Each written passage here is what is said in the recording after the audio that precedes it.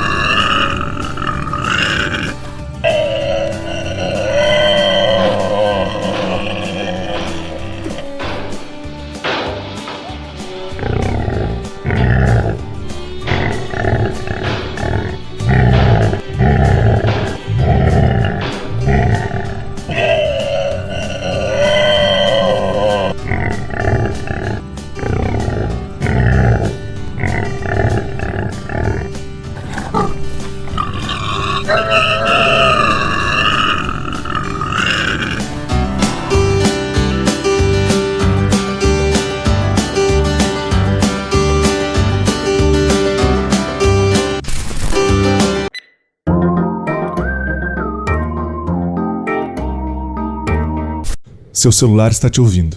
Você olha para a tela do seu computador e ela olha de volta para você. O Waze sabe o caminho que você faz todo dia para o trabalho, de carro, ônibus ou a pé. O Instagram sabe o que você come. O Tinder sabe quem você come. O Twitter sabe das suas opiniões políticas. O Facebook sabe os absurdos que você diz nas caixas de comentários do G1. O Xvideos sabe dos seus fetiches com mães. O WhatsApp conhece sua amante. O Google sabe que você tem dúvidas que jamais teria coragem de contar aos seus pais. O ser humano é um ser desejante, é um ser movido pelo desejo. E agora, todos eles são atendidos na hora e na palma da sua mão. E tudo isso de graça. Que maravilha, né? Presta atenção rapidinho nisso aqui. Se você não paga por um produto, só há uma possibilidade. Você é o produto. Você pode até se achar um João Ninguém, que ninguém se importa com você, mas seus dados valem ouro no mercado internacional das informações. Governos e empresas do mundo inteiro estão pagando alto para saber tudo sobre você. Você não é mais o consumidor. Você agora é o próprio produto à venda. Você é o porco da fazenda. Você que nasceu na era pré-internet, digamos antes de 2000... Aliás, há quem diga que nascidos em 2000 hoje já tem 19 anos de idade, o que provavelmente não seja verdade. É a última geração livre que existiu, pelo menos por alguns anos. O tom de voz que eu fiz ao falar livre foi como se estivesse fazendo aspas, beleza? Já o Enzo, que nasceu hoje pela manhã, mergulhado na internet, ele já nasce aprisionado.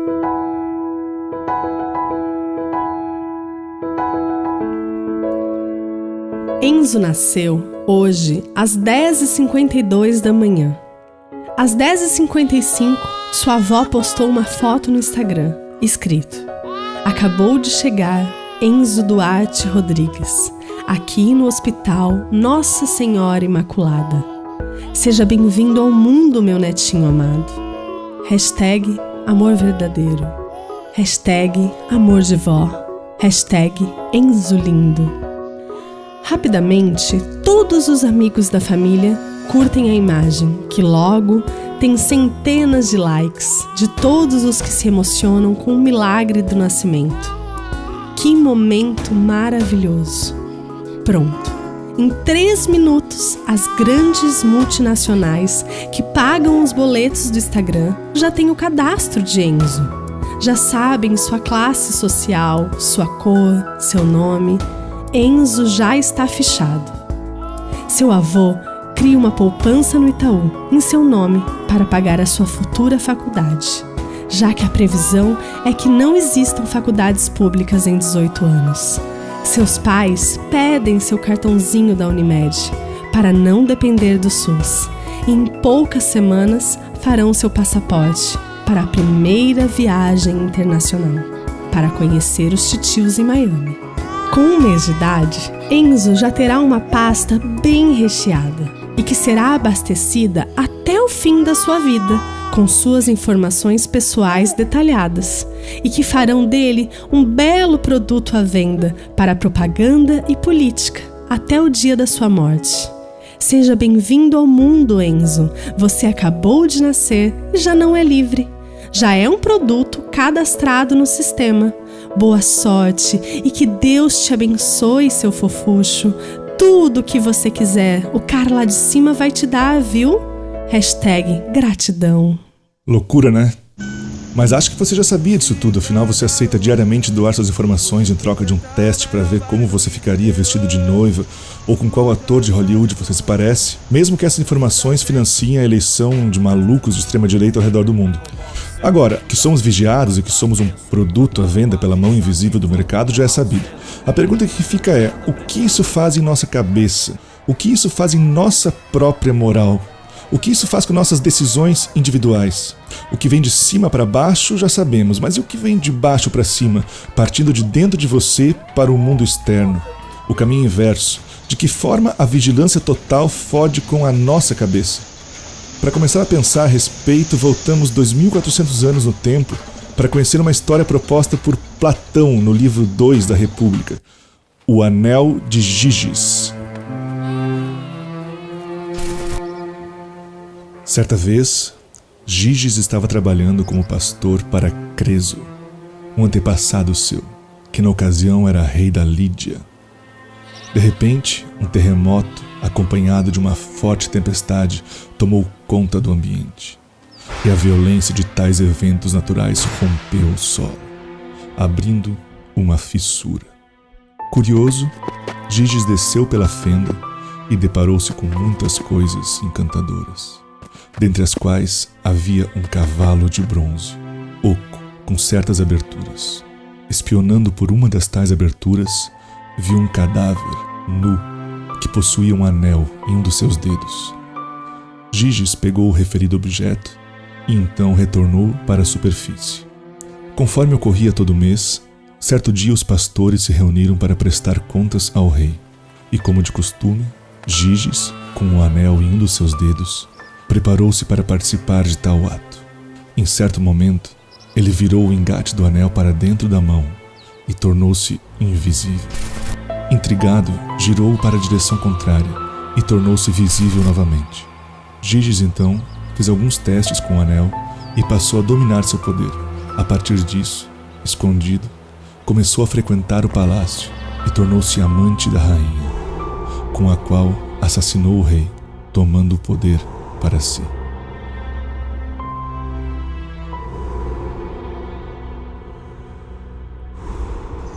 Bom, Giges era um cara legal, um cara bem visto, gente boa, e que tinha muitos amigos na cidade. Era um cara tranquilão. Um dia estava andando por aí e encontrou um anel. Descobre logo que esse anel lhe dava um poder especial, o poder da invisibilidade. Um poder que lhe daria a habilidade inédita de estar imune ao olhar do outro, ao olhar condenatório, ao olhar de juízo, ao olhar repressivo. Um sonho, né? Giges percebeu que se encontrava blindado por aquele anel. Ninguém o julgaria por seus atos. E olha, ele não deixou por menos. Logo, está cometendo todas as atrocidades possíveis, inclusive comendo a rainha, matando o rei e assumindo o governo. Ora, a invisibilidade fez com que Giges mude completamente. Ele passa a se tornar uma pessoa desprezível, um canalha, um escroto. Giges virou um cuzão. O que essa história nos conta? Parece um conto bobo, mas nos traz uma discussão super relevante a nossos dias. Uma discussão em relação à moral, na contramão do senso comum, onde a conduta moral é uma ação que depende de uma atividade da consciência de quem age e que, de certa maneira, não está submetido a interferências outras além do pensamento do agente. Isso significa o quê? Que a conduta moral de alguém tem a ver com as decisões que você toma, apesar de quem estiver olhando. Apesar de qualquer situação repressiva que possa influenciar o seu pensamento. A conduta moral tem a ver com tudo que você limita no seu próprio comportamento, mesmo que você seja invisível. Ou, se preferir, mesmo que você seja invencível. Tem a ver com o que você faz quando não tem ninguém olhando, como Giges com seu anel. A moral, no fim das contas, é um diálogo, uma conversa do eu com o eu. no universo interno do seu pensamento. Mas afinal, como funciona o pensamento?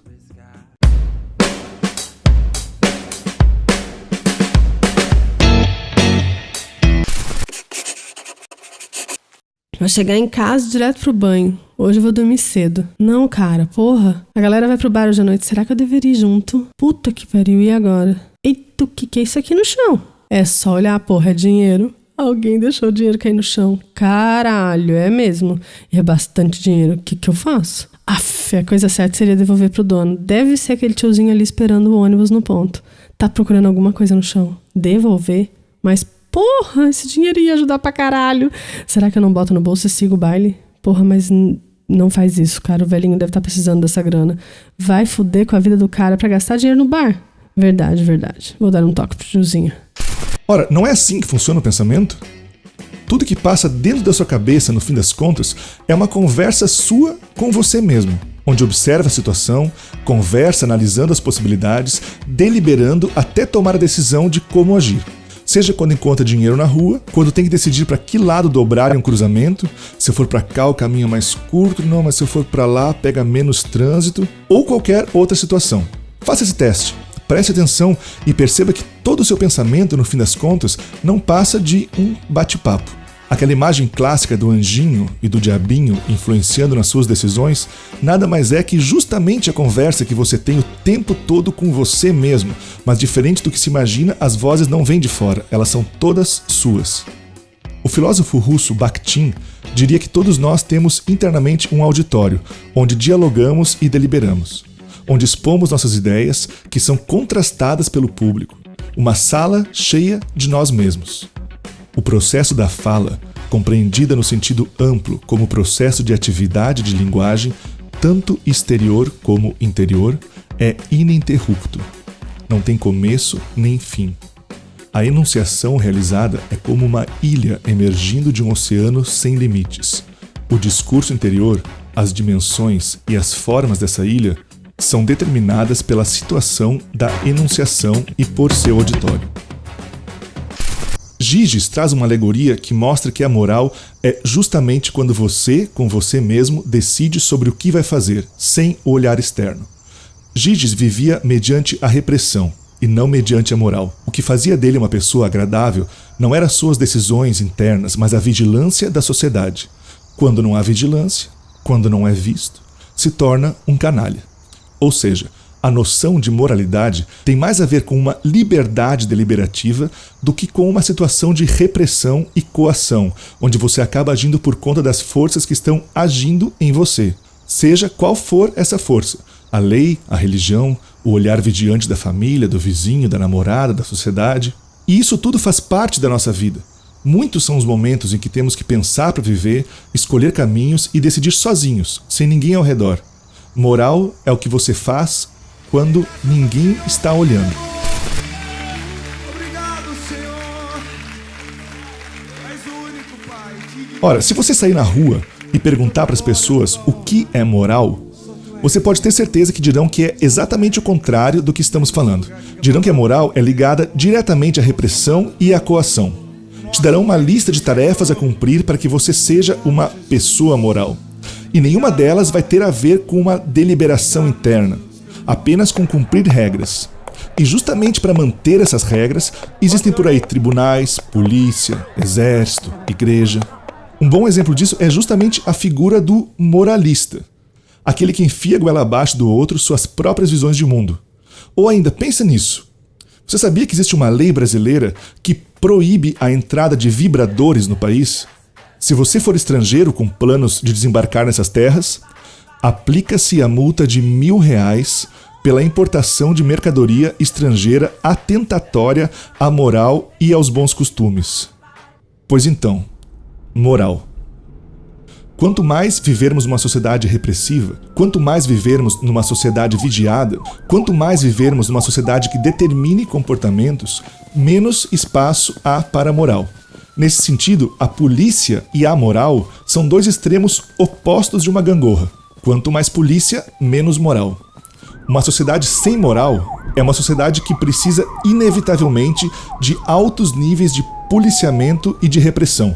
Uma sociedade com moral É uma sociedade que precisa de menos policiamento e menos repressão. Onde então investir para uma sociedade melhor? Na polícia ou na filosofia? No trânsito, por exemplo, o radar e a moral são excludentes.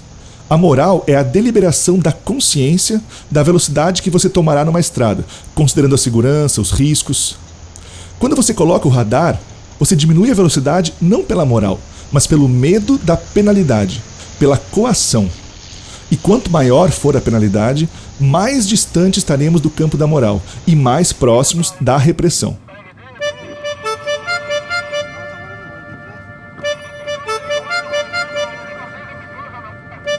Alguns anos atrás, ao procurar uma escola para o meu filho mais velho, a gente visitou uma tradicional instituição no centro de Florianópolis, que atende milhares de alunos da classe média da cidade. Ao chegarmos na secretaria para conhecer o espaço, fomos recebidos pela própria diretora, que orgulhosamente nos mostrou a estrutura que ofereciam. Mas antes mesmo de falar sobre a metodologia de ensino ou nos mostrar as salas de aula, nos encaminhou ao recinto que, segundo ela, era o orgulho da escola. Uma grande sala com uma porta que mais parecia de um cofre de banco e que lá dentro dezenas de televisões mostravam as salas de aula e todos os cantos possíveis da escola, onde os alunos eram fiscalizados 100% do tempo e que os pais tinham acesso pela internet para acompanhar em tempo real o comportamento dos seus filhos. Ou seja, não havia a menor chance de mau comportamento, de violência, de bullying ou nada do tipo. A diretora falava sobre a estrutura com o orgulho de quem apresentava uma revolução científica, enquanto nós, meio constrangidos, agradecíamos o tempo dedicado e que já tínhamos visto o suficiente. Ao invés de usar a escola para dar ao aluno repertório moral para que ele possa decidir por conta própria, ao invés de libertar as crianças através do conhecimento, da filosofia, da ciência, o que estão dizendo é que ele só deve se comportar bem diante das câmeras, diante da fiscalização, diante do policiamento. Você estabelece uma relação direta entre bom comportamento e controle. Em última instância, você está dizendo: se em alguma brecha do sistema não há controle, solte a franga, faça o que quiser. Está dizendo aos alunos: comporte-se enquanto estiver sendo vigiado. Quando souber que não, aproveite. A conversa de você com você mesmo é substituída por: tem alguém me olhando? O comportamento é definido não por uma decisão moral, mas por uma possível brecha na vigilância do sistema, uma possível invisibilidade.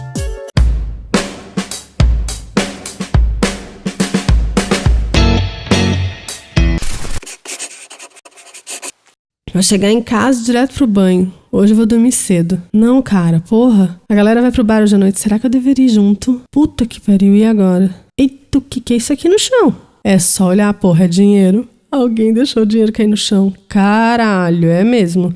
E é bastante dinheiro. O que eu faço? Tem alguém olhando? Tem alguma câmera? Tem alguma polícia? Não, então é nóis. E o ponto alto de tudo isso é justamente a vigilância total na internet. Sendo controlados 24 horas por estruturas que sabem tudo sobre nós, este será o final definitivo da moral. Toda decisão será feita tão somente pela repressão, tão somente pelo policiamento. Ainda vivemos os últimos dias de uma falsa sensação de anonimato na internet, em que as pessoas acham que, ao assistir pornografia escondida no banheiro, só elas sabem o que está acontecendo, que isso faz parte da sua privacidade, inclusive se orgulham disso. A Deep Web talvez seja um bom exemplo dos que já entendem essa dinâmica e escolhem um processo totalmente secreto para, assim como Giges, usar da invisibilidade para cometer as maiores atrocidades. O que hoje celebramos e chamamos de comunicação e liberdade pode ser a transformação final do ser humano pensante, deliberativo, moral, no porco da fazenda na linha de produção do abate, como um simples produto do capitalismo, que age para seguir as regras, que busca brechas cada vez menores para descumpri-las, até o ponto de exaustão e de se entregar à própria morte. Ou pior do que a morte, de se entender como simples mão de obra para a subsistência de um sistema de consumo, como um simples corpo falante, até o ponto de abrir mão da sua própria humanidade. Quando você para de refletir, quando você para de avaliar, de pensar, de deliberar, quando você passa a agir pela repressão e não pela decisão, você perde justamente aquilo que nos faz humanos, justamente a possibilidade de questionar a nossa própria natureza, a possibilidade de decidir além dos instintos naturais.